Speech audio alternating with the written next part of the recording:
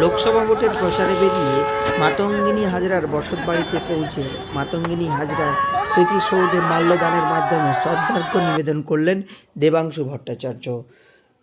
তমলুক এবারের পর লোকসভা নির্বাচনের নজরকাড়া কেন্দ্র। এই লোকসভা কেন্দ্রে বাম, বিজেপি ও তৃণমূলের তিন পরিচিত মুখের লড়াই। 25 মে ষষ্ঠ দফায় তমলুক লোকসভা কেন্দ্রের ভোট গ্রহণ।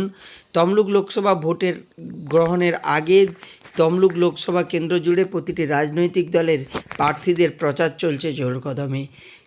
13 মে সোমবার সকাল থেকে শহীদ মাতঙ্গিনী ব্লকের বিভিন্ন এলাকা ঘুরে ঘুরে প্রচার চালাচ্ছেন তৃণমূলের প্রার্থী দেবাংশু ভট্টাচার্য সহ দলীয় নেতাকর্মীরা। এদিন শহীদ মাতঙ্গিনী ব্লকের বিভিন্ন এলাকা প্রচারের সময়ই তিনি আলিনান গ্রামে এসে পৌঁছান।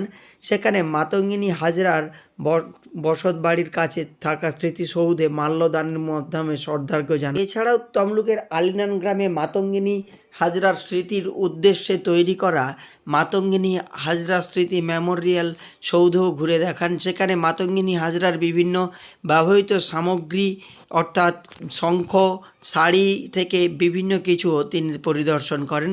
সঙ্গে ছিলেন শহীদ মাতঙ্গিনী ব্লকের তৃণমূল কংগ্রেস নেতৃত্বরা। প্রসঙ্গত, তমলুকে এবার লোকসভা ভোট জমে উঠেছে। এখানে তিন দলের প্রার্থীদের হাড্ডাহাড্ডি লড়াই। একে অপরের প্রচারের 1 ইঞ্চিও জমি ছেড়ে দিতে নারাজ। তাই প্রতিদিনই প্রতিটি রাজনৈতিক দলের প্রার্থীদের তমলুক লোকসভা কেন্দ্রের বিভিন্ন প্রান্তে সকাল থেকে রাত্রি পর্যন্ত প্রচার, জনসভা, মিটিং, মিছিল জারি রয়েছে। 25 মে লোকসভা ভোট গ্রহণের মাঝে মাত্র আর কয়েকটা দিন, তাই জোর কদমে প্রচার চলছে তমলুক লোকসভা কেন্দ্র জুড়ে বিভিন্ন রাজনৈতিক দলগুলির। এদিন শহীদ মাতঙ্গিনী ব্লকের বিভিন্ন এলাকায় মিছিল করে প্রচার সারেন তমলুক লোকসভা কেন্দ্রের শাসক দল তৃণমূল কংগ্রেসের প্রার্থী দেবাংশু।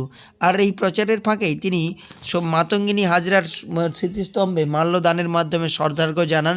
এমনকি শহীদ বেদিতেও তিনি মাল্যদান করেন। তাছাড়াও তিনি মাতঙ্গিনী হাজরার মেমোরিয়াল সংগ্রহশালা ঘুরে দেখেন। প্রসঙ্গত, এবারে লোকসভা নির্বাচনের প্রথম থেকেই তমলুক লোকসভা কেন্দ্রটি বাড়তি নজর কেড়েছে।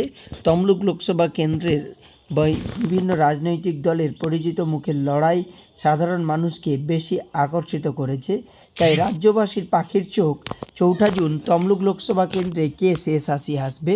তার আগে সমস্ত রাজনৈতিক দল নিজেদের ঘর গোছাতে অর্থাৎ প্রচার অভিযান ও জনসংযোগ সহ বিভিন্ন একাধিক রাজনৈতিক কর্মসূচিতে তমলুকে এদিন প্রচার চালাকালীন আলিনান গ্রামে মাতঙ্গিনী হাজরার বাড়ি ঘুরে দেখেন দেবাংশু। তমলুক থেকে সৈকত সিংয়ের রিপোর্ট, লোকাল 18 বাংলা।